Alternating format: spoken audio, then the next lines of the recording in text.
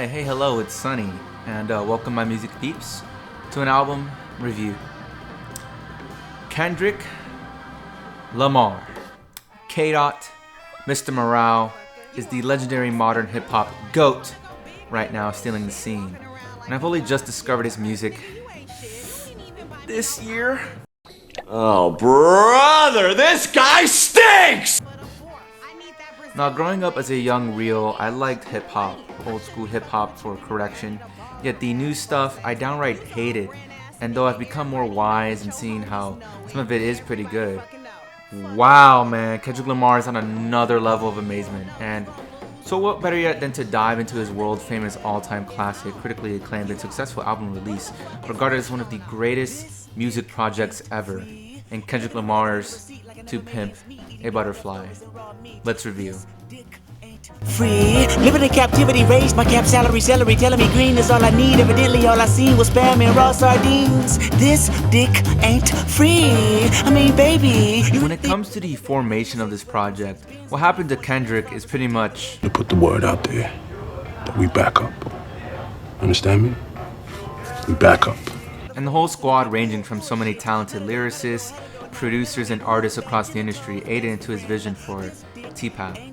Yet, where it really started in terms of inspiration was Kendrick visiting South Africa and being heavily impacted by the culture there, in contrast to his upbringing in Compton. He didn't make the album for himself, yet rather to put a message out there, like any true artist does, and by fusing hip-hop, jazz, and soul together, To Pimp a Butterfly was unleashed into the world. Wesley's Theory.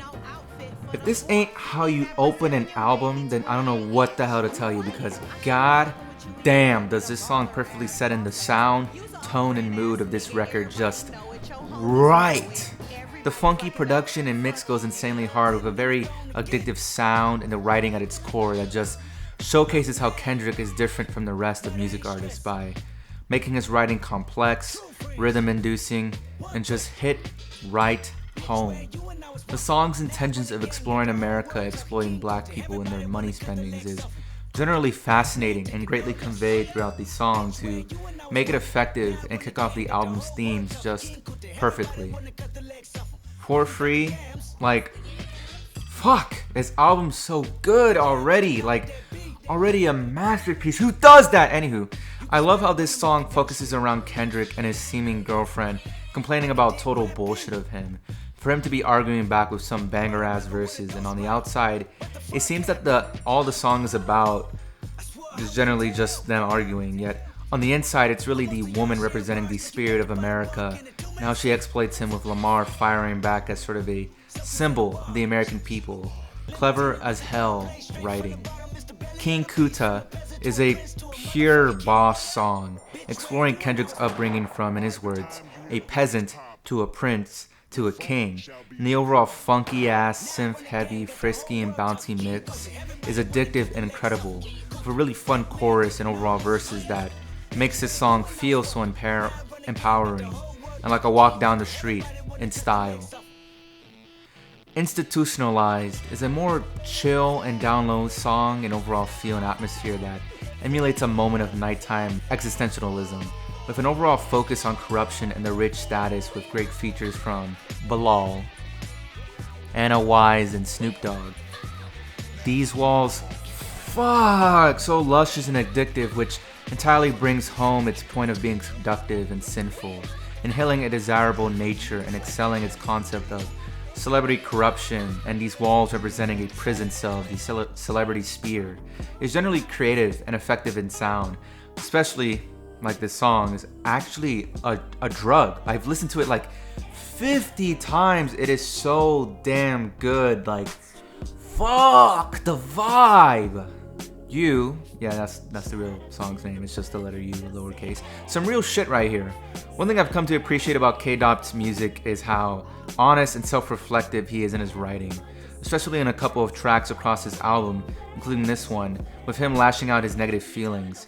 Something I feel more artists should do, as nobody's perfect and we all have our dark moments, and this song is quite fantastic in that nature. Alright is, well, yes, The one song that not only introduced me to K-Dot, this album, yet also music proper, as I had discussed this in my music experiment, and still do to this day. I love it, and love it more so because of its inclusion on this album and how it aids to the overall flow, being a track of pure positive energy and feeling like an anthem of celebration. It's just an overall classic that clearly stands the test of time. For Sale is a much more nicer, smaller song that greatly fills up the flow of the album and emphasizing a core factor of the LP thus far that has been brought up throughout tracks prior, with K-Dot dealing with the idea of Lucy being short for Lucifer, the devil, and his personal internal struggle that is greatly handled and, as always, greatly conveyed, with the right kind of sound that balances out and is quite creative. Mama is another song of self-reflection that contains many verses that hit home, feel authentic, and are real, with a very creatively enduring beat, and less energetic, though goes hard, and is more focused and straightforward in execution, allowing the album a balance of large out loud moments and smaller locked in sequences that really allows this LP freedom and genuine emotion to be conveyed. Hood Politics. Well, if the title doesn't clearly give it away, this track details many angles from K-Dot, proving how he hasn't changed to how America views the ghetto, seeing it as inferior, and it's all greatly detailed through Kendrick's marvelous writing and layered rhythm and verses that are so compelling and precise to greatly outlay its many themes with the right kind of mix to back it all up together. How Much a Dollar Cost is a more heavy banging flow and overall rhythm to this track, which really allows Kendrick, James Fauntleroy, and Ronald Isley speak out their truth with the right intention centering around values and wealth that is greatly executed as always. Complexion. I ain't gonna lie, this might be my favorite song off the LP. It hits, my guy. It hits. I mean, to be fair, every song off this album is a 10 out of 10, yet still, the theme of colorism and systematic racial issues is conveyed with a more positive attitude that is greatly delivered through the incredible mix that is just addictive.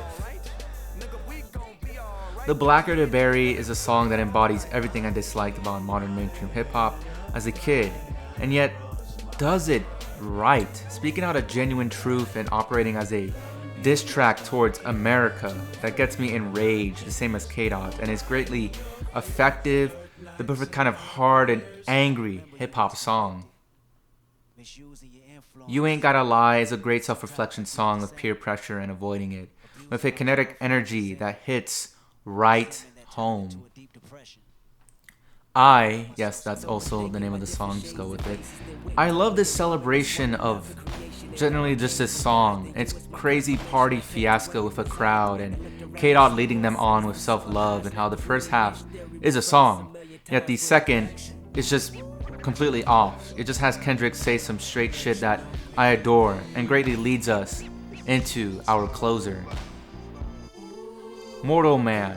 Just like the first half acts as a song and is a fantastic final song for this overall experience of an album. And the second half is what really gets me. Some goddamn TV finale creative genius writing right here, as it contextualizes how the entire album is essentially just this concept written down in a poem, thus revealing the LP's intentions by K-Dot that he is conveying to a mysterious person who, once learning of, creates a whole new revelation for the LP, and ends it on such an insane note that it is captivating and truly how you close an album. To Pimp a Butterfly. It's a masterpiece, it's a masterpiece, it's a masterpiece, it's a masterpiece, it's a masterpiece, it's a masterpiece, blah, blah, blah, blah, blah. Come on, man, this album is a goddamn masterpiece. Y'all know this, but why? Because it's Kendrick Lamar, motherfucker, okay? I was terrified going in to listen for the first time due to its sheer status, and yet, like always, I was blown away by its music creativity, beyond the in-depth verses and rhythm, thought-provoking writing, pure genre fusion of sound and mixing, and the addictive production across every song. Yet it's Kendrick and his intentions of positivity, self-reflection, and real concepts and themes, systematic issues that makes To Pimp a Butterfly an album to be discussed eons from now. It's been sunny, and so long. Farewell, and goodbye, my music peeps. To make it to a house divided, the homies don't recognize we've been using it wrong. So I'ma break it down and put my game in a song. Negus, say it with me, or say no more. Black stars can come and get me. Take it from Oprah Winfrey, tell her she right on time. Kendrick Lamar, by far, realest niggas alive.